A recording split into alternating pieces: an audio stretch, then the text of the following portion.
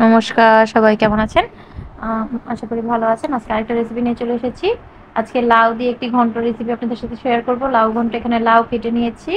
তার সাথে কাঁচামরিচও দিয়ে দিয়েছি। লাউটাকে এখন একটু সিদ্ধ করে নিব। এর জন্য কড়াই বসিয়ে দিয়েছি।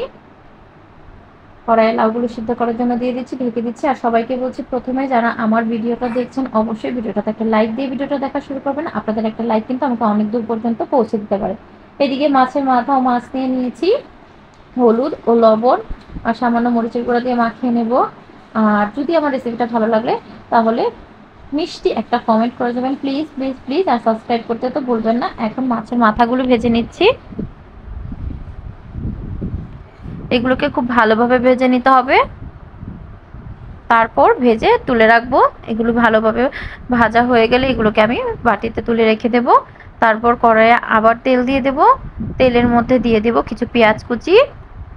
পেঁয়াজটা সামান্য ভেজে নিয়ে এর মধ্যে দিয়ে দিলাম, এখানে আমি একটা আলু টুকরো করে কেটে রেখেছি, আলুটা দিয়ে দিলাম। এখন এর মধ্যে একে একে কিছু মশলা দিয়ে দেব, যা অনুযায়ী মশলা। হলুদ, লবণ দিয়ে দিচ্ছি, লবণ। তারপর দিয়ে দিব হলুদের গুঁড়ো, দিয়ে এখন আলুটাকে ভালোভাবে ভেজে নেব লাল করে। আর যেহেতু আমি এক হাতে ক্যামেরা নিয়ে কাজ করি, এক হাতে ক্যামেরা আর এক হাতে আমার রান্না করতে হয়, তার জন্য আপনাদেরকে ভিডিওটা ভালোভাবে শেয়ার করতে পারি না। এই তো এখানে দিয়ে দিলাম, আলুগুলো ভাজা হয়ে গেছে। এর মধ্যে দিয়ে দিলাম লবণ, পেঁয়াজ বাটা, জিরে, আদা বাটা আমি একসাথে বেটে নিয়েছি, মরিচের গুঁড়ো, হলুদের গুঁড়ো। এখন মশলাটা ভালোভাবে কষিয়ে নেব। এই তো মশলাটা কষানো হয়ে গেছে।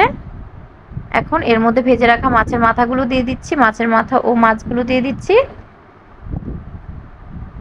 এই রান্নাটা কিন্তু শীতের দিন হলে খেতে আরো বেশি ভালো লাগে। যখন শীতের দিন আপনি ধনিয়া পাতা দিয়ে রান্না করবেন তখন কিন্তু এই রান্নাটা খেতে আরো ভালো লাগে। এই তো মাছের মাথাগুলো আমার মশলার সাথে ভালোভাবে কষানো হয়ে গেছে। দিয়ে দিলাম এখানে লাউ।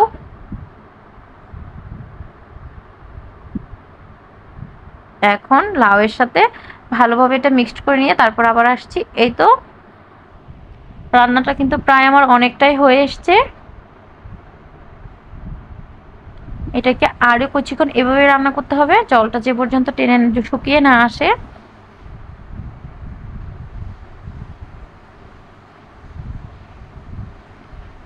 আপনারা চাইলে নামানোর আগে ধনেপাতা দিয়ে দিতে পারেন।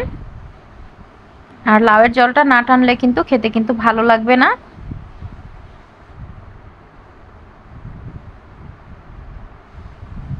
এই তো রান্নাটা কিন্তু আমার একদম রেডি হয়ে গেছে। ছোট্ট একটা সিম্পল রেসিপি আপনাদের সাথে শেয়ার করলাম। আমি ঘরোয়া যা রান্না করি তাই আপনাদের সাথে শেয়ার করি। ভালো লাগলে অবশ্যই কমেন্ট বক্সে জানাবেন। আজকের মতো আমার রান্না এইখানেই শেষ। চলুন রান্নার ফাইনাল লুকটা আপনাদেরকে একবার দেখিয়ে দিই, এক ঝলক।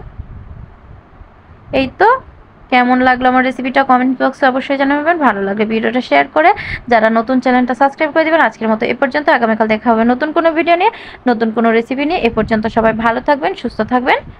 টাটা।